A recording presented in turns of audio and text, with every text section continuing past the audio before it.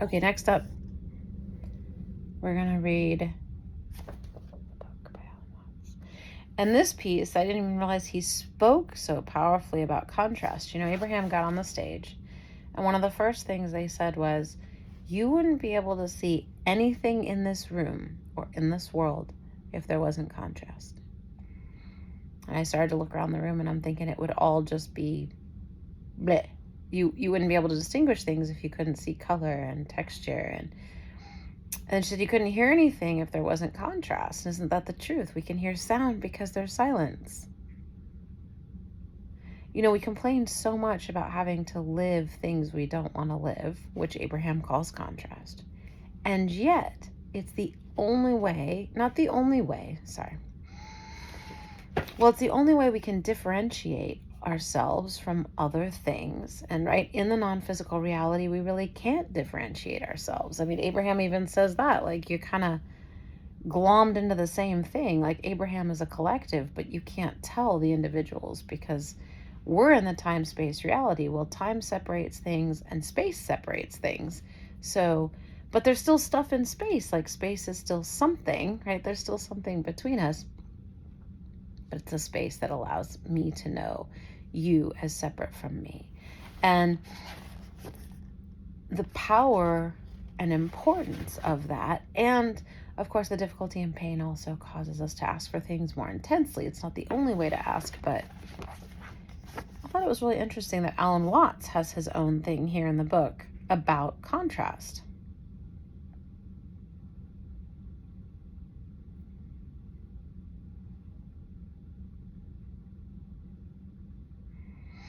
So it says here, we experience by contrast just as we think by contrast. So I find it so interesting because Alan Watts kind of doesn't get to you actually create your own reality, but he gets to this contrast piece and he gets to the vibrational piece. Obviously with physics, we're vibration. That's really all the law of attraction conversation is, right? You vibrate, and what you vibrate at brings things to you. It's like a gravitational pull, but instead of holding you to the earth, it's pulling things to you based on your vibrational set point. So the better you feel, the better the things that come. But I think it's so interesting he talks about this. So to experience something underlying all experiences would thus be like seeing sight itself as something common to everything seen, in terms of what color, what shape. Other than all mutually contrasting colors and shapes, could we see sight itself? Yet metaphysics, like philosophy as a whole, is not something which can simply be cured or abandoned as if it were an intellectual disease. The most anti-metaphysical philosophers have, in fact, a tacit metaphysics of their own, which lurks behind the assertion that all experience and all knowledge must be of classes, and of contrasts and comparisons between them. To put it in the simplest way, they will allow that I can know and speak sensibly about something white, since I know white by contrast with black, and by comparison with red, orange, yellow, green, blue, indigo, and violet. They will allow meaningful statements about dogs and cats because they are organic as distinct from inorganic. Mammals as distinct from marsupials, and though frisky, have clearly defined boundaries which demark them from the whole world of non-dogs and non-cats. But the underlying assumption that all knowledge is in terms of contrast is as metaphysical as an assumption can be. So here he's getting at that even those people who don't want to talk metaphysics or think this way have to admit that really without contrast, there's nothingness. So there's kind of this funny illusion going on where there's this contrast because we wouldn't be able to see ourselves as individual, but we've gotten so caught up in the illusion we actually think that we're separate, and we don't realize that it's all kind of one thing, and it's the illusion of this contrast that allows us to differentiate. And that's where this whole mix-up gets about us being separate, when really we're not separate. We're not separate from our environment. We're not separate from each other. We're not separate from anything, right? My skin actually connects me to this world. The world is me. I'm of this world. And yet, we have to have contrast and space and separation in order to perceive and play this game. And I think it's interesting because that's why Abraham always calls it the time-space reality. Like I said, right? It separates us. It spreads things out, but it doesn't mean we're actually separate. Our senses perceive it that way. So our senses are sort of this filtering device of all of this vibration, but it filters based on what we think. It's sort of that selective sifter. But I think the contrast is really quite created by our senses. I don't think it's anything, and it's for the purpose of perceiving and operating in this game, not because it's real, but because they're designed to sense that way. So said, put in another way, all knowledge is a recognition of the mutual relations between sense experiences and or things and events. This comes perilously close to being a meaningful statement about everything. See, he had asked a question at the beginning of this part of reading of what is everything, but it goes on and on. So this is just... So he said, all knowledge is a recognition of the mutual relations between sense experiences and or things and events. And that's almost a meaningful statement about everything. All things are known by their differences from and likenesses to each other. In other words, without comparing and contrasting, we can't define anything. Backed up into this position, the anti-metaphysician can be carried, albeit with screams of protest, to an even deeper metaphysical level.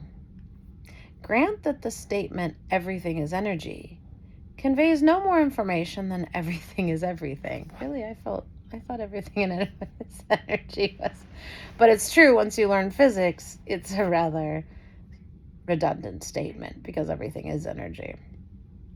To describe energy, I must differentiate it from non-energy or from mass, and thus if everything is to include non-energy, mass, space, or whatever, it will not only be uninformative, but also nonsense to say that everything is energy. If then we are going to insist that energy can be known and described only by contrast with non-energy, this is virtually the same as saying that energy or motion is manifested or simply exists only by contrast with something relatively inert. But in this event, energy depends on the inert for being energetic, and the inert depends on the energetic for being inert.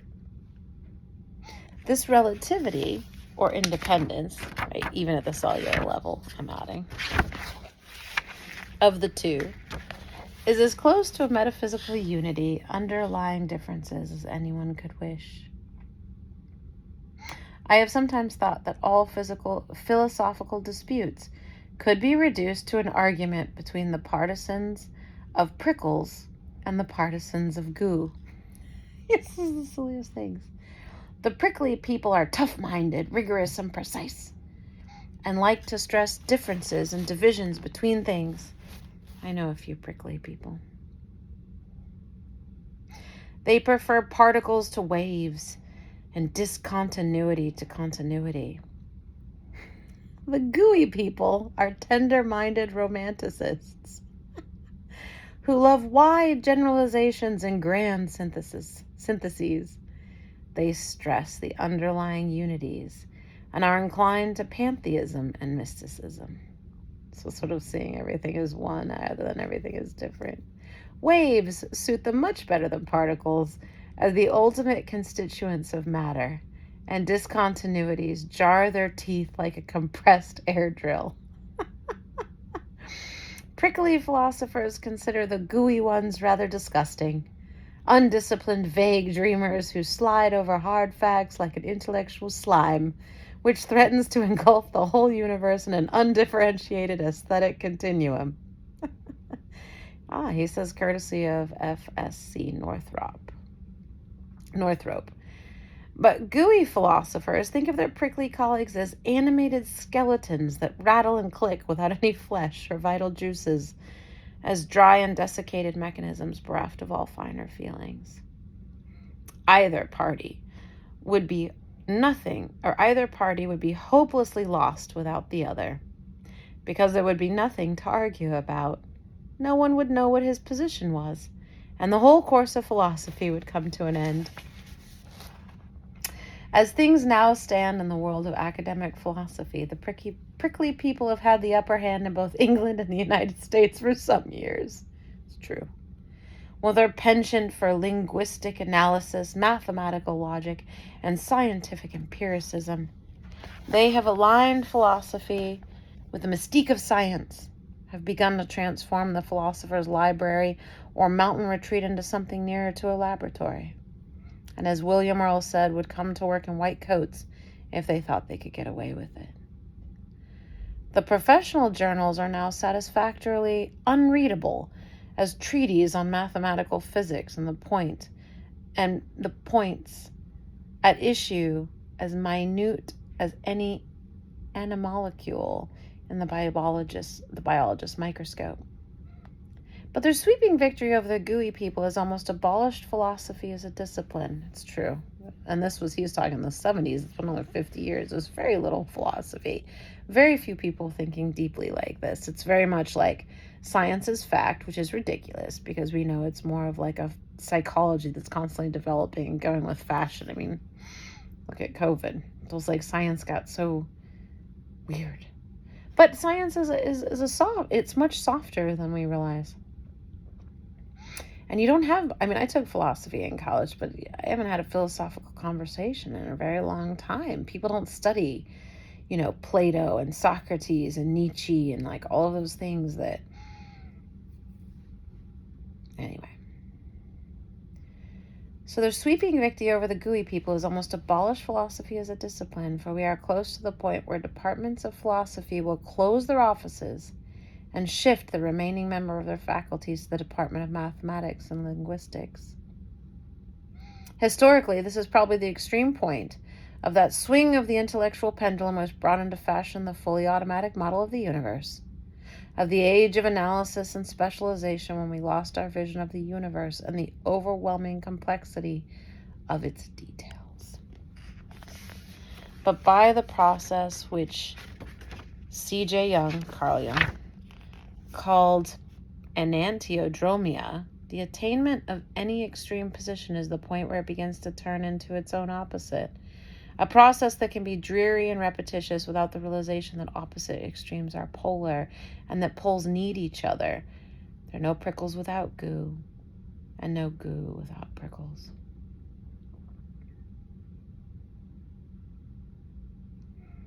It's such an interesting concept. Abraham talks a lot about two ends of the stick, right? Each stick has two ends. And so if you're going far on one, you're going far on the other. And the truth is it's always a pendulum swing. And you can feel it. So maybe we got too dry and focused. And maybe that's exactly why what I said happened with COVID and science, where things got gooier. And I know so many people that are focusing more on sort of gooey ideas. Even the law of attraction would be considered gooey by a prickly person, even though it's very based in science and very logical. And we're seeing more and more of that. Even just the softness and intense focus. While it's not healthy for our culture to focus on victimhood so much and not empower victims, we're so busy feeling sorry for people and it keeps people where they are. But even that is kind of a pendulum swing of gooiness, maybe, because there was so much pull yourself up by your bootstraps and get over it, and that type of thing, that maybe it's always that pendulum swing, right? It's feeling overly attached to people, and then you hit a place where you're like, I don't want anyone in my life. I'm just going to throw them all out, and there's sort of this, and then you can settle more in the middle. I think balance can be achieved. There is this sort of really lame pendulum swing that's very predictable that I feel like we watch. But at the same time, there's something to that. And I think we are making progress over time. it can feel a bit circular, but we do come to a better balanced place when we've explored both sides, kind of like politics. You swing way right, you learn a lot. If you're willing to let go of that and swing way left because you get sick of the right, you learn a lot. And then you sort of end up in the middle because you're like, I don't know that Anyway, it's that swing that allows for the contrast. I should also say, when you go one way or another, you can explore opinions, contrasts, feelings at such a deeper level. And I think it's allowing that and understanding that and not getting so caught up in it. I'm thinking this quote Abraham said, he said, not one of you came to this planet and said, I'm going to figure out the right way to do everything, and then I'm going to tell all the others about it. We came here to explore the diversity. It's one of the absurdities about America. We claim to uphold freedom, but we want everyone to think just like us, even the people pushing diversity. They have no tolerance for people who don't support diversity exactly the way they think of it, which is hilarious because they're supposed to be peddling diversity, which must support people who don't support diversity to be truly about diversity. And yet we're one of these countries where it's like, if you talk to one side, even I was sitting in the car with my parents and they're like talking about the tragedy of how divided our country is and the level of conflict, while being some massive contributors and very politically aligned with one side, where they demand that everyone think like them, that their way of thinking is the only right way. So they want that compromise, they want that connection, but they don't want to give up what they cling to as being 100% right. They don't seem to realize that the other side feels as passionately as they do, and that they both have really good points. And we don't ever think, that the problem starts with us and that we can do something about it. And I think that's the best thing about Abraham. One of the most frustrating, but also the best, in the sense of saying, like, you are responsible for everything in your life. Like, everything that shows up, every single thing that shows up in your life, you are responsible for. In gratitude, I remember the transformational training I did, they would say, if it's gonna be, it's up to me. That's what they would teach you. And I hated it at the time. I refused to say a bunch of classmates, if it's gonna be, it's up to me. And I would roll my eyes like, oh, God. But at that time I didn't understand the law of attraction, and that's more of an action-based view. This is more about me creating my own life. That was more about fixing the world, and you really can't fix the world. In fact, the idea of the world that needs to be fixed is what's making it kind of messed up. Loving it and understanding that it's perfect as it is. But I can change my world if something doesn't feel right by effectively paying attention to my emotions. And if they feel good, that means I'm heading in the right direction, or a direction I want to go. There really isn't a right or wrong. It's more wanted or unwanted, which is a great reframe. But if I'm feeling really good, then I'm moving towards things wanted. And if I'm not, I'm just moving towards things unwanted. And it's that simple. But the exploration and the pendulum swing and the movement and the bumping up against each other is what helps us generate that and is so key for our development. So a big thing for me, certainly this week, is learning about embracing that, being okay with things as they are and just letting it go and not worrying about the rest. And I think it's so great because I spent so much of my life feeling responsible for everyone and trying to fix the world and save people. And I couldn't even save myself. So it's an absurd idea anyway, but I had some great intentions maybe. Anyway, it takes a huge load off. And it also helps me really understand my emotions. I tried to shove my emotions in a box for so long, thought they were wrong and bad, and I should just power through and do things even if they felt really bad and really uncomfortable. And it was a really miserable way to live. And I attracted some good things, a lot of sort of just a really mixed bag. And because I was so confused. So to be able to take those emotions out of the closet and say, they don't mean anything other than whether I'm attracting wanted or unwanted, is so nice, right? We made things so complicated with the brain chemistry and the hormones and all these things we've sort of made up with why we feel what we feel. It's really great to take it back to a really basic thing. And to realize that we couldn't be where we are, we couldn't find our way without those others who think differently than us. And they're a huge part of the whole thing, too. And certainly helps me with the election here coming up.